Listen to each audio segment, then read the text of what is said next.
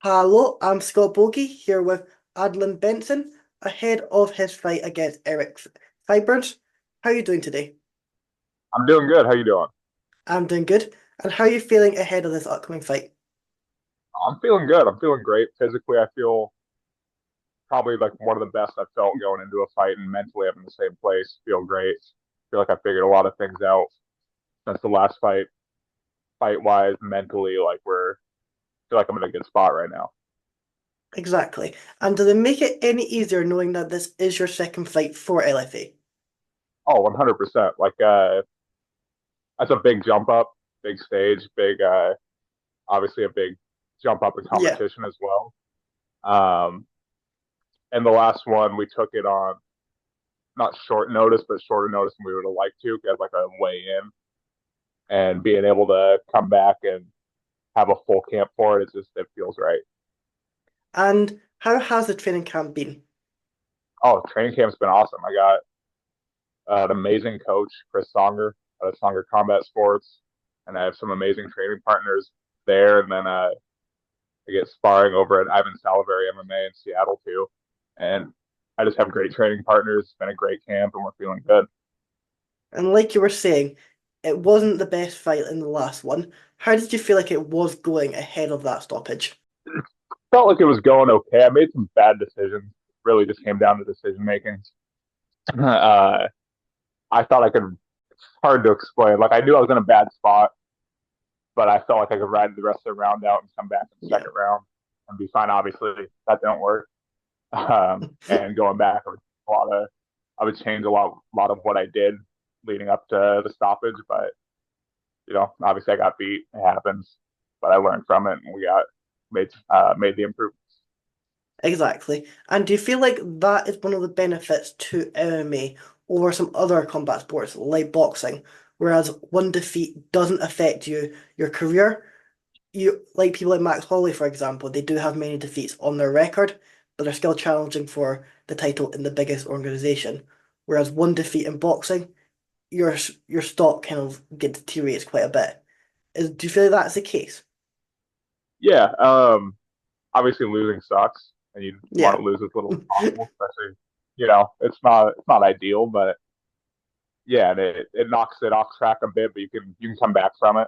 Like you said, in boxing, it's a little more. If you lose to the wrong guy at the wrong time, you might be, it's a long Uphill climb back. battle. Whereas now I'm still early in my career. I could erase that loss, and it's not a huge deal.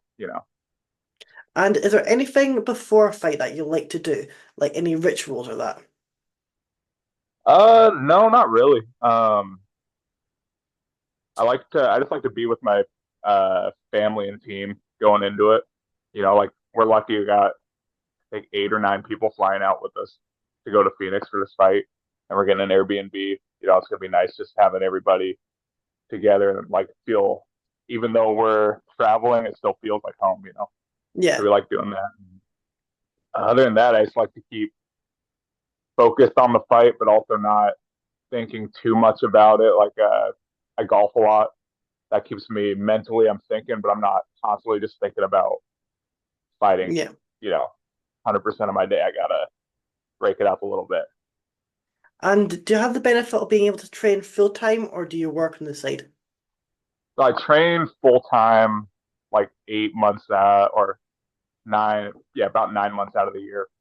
I do commercial fishing in the summer, so I'm gone for like a month and a half, 2 months, and that's where I stack a good amount of money that I can train pretty much full time, at least right now. And Yeah. then I have sponsors help me out as well, like Evergreen Golf Club, Moco, those guys. And how big of a role do sponsors play in not even just the fight, but the lead up to the fight as well? Oh, it's massive. It's without sponsorship and the support of people, not even just sponsors, like the support of people around you, even if they're Yeah. not giving you things. Like it's the having that support, knowing you have people behind you that care about you. But yeah, sponsors especially, like obviously monetarily it helps. Fighting's expensive, you don't get paid much. And but just like Evergreen Golf Club, for example.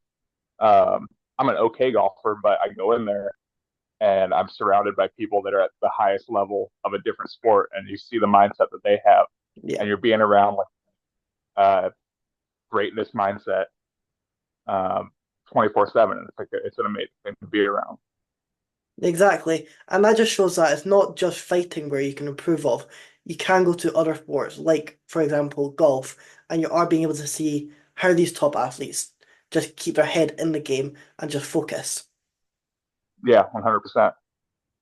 And what do you feel like has been the biggest change for you since that last fight? Um, Honestly, not much has changed. I mean, like training, we're just working to get better. Like there's holes in my game that we've Yeah. patched up. Um, but no, it's not like we made a huge overhaul. I made a couple mistakes that cost me, but those are things we were already working on before that fight, and it's things we continue to work on. But no, we've just gone all in on fighting.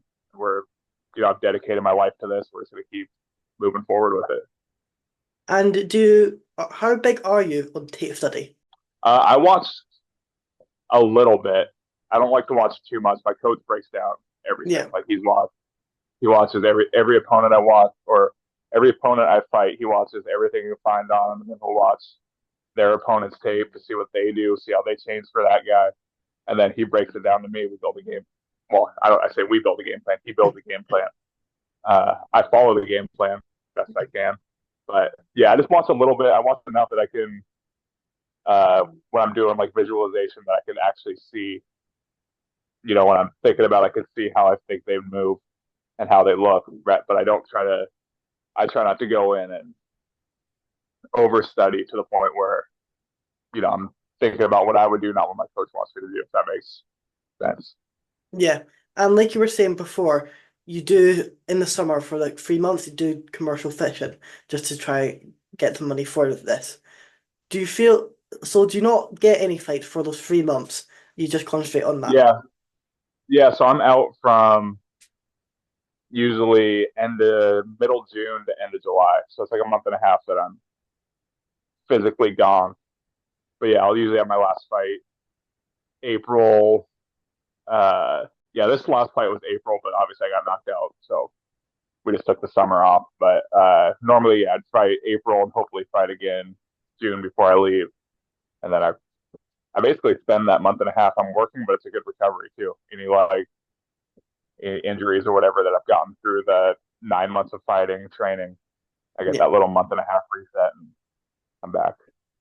And as long as you don't get pick up any injuries in this fight, when are you looking to get back into the octagon? Oh, if I come out no injuries as soon as possible, I stay like I'm a 185er. When I'm in fight camp shape, I'm walking around at 205, 210. So getting to 85 is easy. Yeah. Um, so I can, like, yeah, if this fight goes well, I don't get hurt, I could be back in a month, like, you know, whenever. But yeah, I want to get as many fights as I can in this before I go fishing again. Just try to rack up 3, 4 wins and just get the career going. Exactly. And as long as all things go well, where do you see yourself at the end of next year? If all things go well, hopefully I'm in the UFC. I can get if I get 2, 3, 4 wins in LFA, get a contender series fight. Next year I could be in the UFC. I hope. I mean, it's a goal, it's a dream. It's what I want to do, and I think I have the ability to do it. I have the right team around me, got the right coaches, got the right training partners. Like I said, I got Songer Combat Sports, Chris Songer. He builds everything I do. He sculpted me into the fighter I am. And Yeah. then I have guys like Salaberry's opened his doors to me to come let me train with the big bodies I got. Same with Kaiju Kickboxing in Kirkland. They help me out. They let me come in and get some rounds with their guys too. It's just I've got a really good system right now that I'm really happy with. And how did it feel, just looking back now, was how big that Wes fight was? Because obviously didn't go your way. However, Wes then got the Contender Series fight, and sadly was unsettled, but what a great fight to watch. So do you feel like that just shows how much LFA believes in your ability to give you someone of that caliber?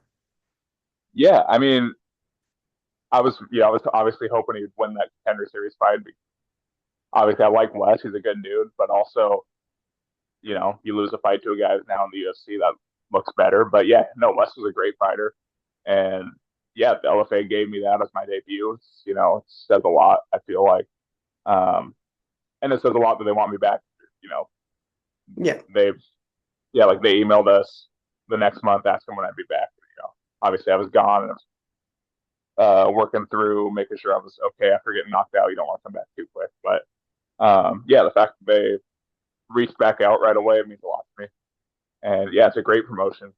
And yeah, with LFA, you're 2, 3 fights away from a contender series fight, and you're 2, 3 fights away from a UFC fight. Like that's the right organization to be in where I'm at in my career, at least. And do you feel are you just on like a rolling con like a one fight contract just now? Yeah, yeah, it's just all one fight contracts. Yeah, we're just taking it fight by fight, but there's nowhere else I'd rather be. Like Yeah. we've basically talked with my manager, my coaches. Um, we know we're in the right pipeline, and as long as it keeps working out the way it's working out, this is the right place to be. So would you like to sign like a multi-fight deal, or are you happy with the one fight deals and you can be able to pick your opponents out? Yeah, I'm happy with the one fight deals. Honestly, I don't even know if LFA does multi fight contracts. I'm not sure how that works, but um, yeah, I'm happy with the single fight deals because I mean they're super easy to work with. Yeah. They've been amazing, But yeah, And how did you get into this sport? I started when I was 15. I started kickboxing. Don't really know why. I went in. I wanted to start. Wanted to do jujitsu, and I went in and started kickboxing. It was a lot more fun, and then did that for a long time before I started grappling. Um, yeah, I played sports my whole life, but I don't know. At one point, I'm like, I want to go try this, and it worked out, I guess. And are you just focused on MMA fights just now, or would you take a grappling contest? Um, no, I probably went. Yeah, I probably wouldn't grapple. I like grappling. I like grappling a lot. Um, but I don't really like the sport of grappling, if that makes sense. Yeah. Uh, we have a lot of people that are super into sport grappling and they kill it at it, but it's just not something I'm super interested in. I'm definitely more interested in the MMA side of grappling. And what did you make just this week? Obviously, Mokaev, who was released from the UFC, he did announce he did have a grappling match um, already agreed with Rosa Jr., who is currently in the UFC's bantamweight division. However, it did later get revealed that Rosa didn't get cleared by the UFC to fight in that event. Do you feel like that was the UFC protecting their asset, or do you feel like they were a bit scared Mokaev could defeat Rosa and that would just look bad on them? That's tough to say. I'm not sure. I feel like it's a risk. Like if I'm in the UFC, I'm probably not taking grappling matches. I just feel like it's a bad. Even if I was super into it, it just feels like a way. Yeah. It's too big of a risk. Like who was it? Was it Cup Swanson a couple years ago? He got injured in that quintet grappling series they were doing. Or it was like UFC versus was it UFC versus Pride? I can't remember what it was, but yeah, one of the UFC fighters got injured in that. It seems like a risk that probably isn't the smartest idea. At least like I would never do it. I would rather just stick to fighting. But Yeah. yeah, I would say it's probably it doesn't help that he got released from the UFC and then somebody else is going to grapple him. But yeah, I would assume it's the UFC wanting to protect their fighter from that. And is there anyone currently in the UFC you'd like to have your debut against, or any dream matchups? No, I'm not sure. Like, I'm gonna say I have any dream matchups. I feel like the middleweight division it moves fast as far as who's on top and Yeah. who's in the top 10. So by the time I'm there and by the time I'm ready to fight somebody like that, it's hard to say who's going to still be around. But there's a lot of great fights at 185. I'm really hoping I can get in there and mix things up with them, with anybody really. And how big does the crowd actually play in a fight? Uh, for me, it doesn't pay or it doesn't affect me a ton. Obviously, it's really cool fighting in front of a lot of people. Like that's a Yeah. cool feeling. Um, and that's more of a before slash after effect. Like before, when I'm walking around the arena, I'm like, this is crazy. Like I'm about to fight in front of, this place gonna be full. And then after, I'm like, that was awesome. Like I just fought in front of this whole theater, whatever. But during the fight, it doesn't affect me at all. Like I'm just focused on what I'm doing. I'm focused on what my coaches are telling me to do. And have you done any coaching at all? No, I'm a terrible coach. Yeah, I mean, I've helped out a little bit, but I don't know. I can do things, but I can't tell people how to do them. It's a struggle for me. Exactly. Just leave that to the professionals. You can Yeah, just concentrate on your game. 100%. Well, I know you'll go out there, get the victory, and will be able to speak ahead of hopefully your fight before the end of the year. Is there anything you're wanting to add Yeah. or anyone you're wanting to shout out? No, other than just shout out all my sponsors: Evergreen Golf Club, Moco, Stronger Combat Sports, my gym. It's family around me, dude. It's the best. I'm excited to go out and put on a show with LFA. Shout out LFA. It's gonna be a good one. I'm looking forward to it. Well, thank you for coming on. I know you'll get that victory. Thank you. Appreciate it. Good talking to you.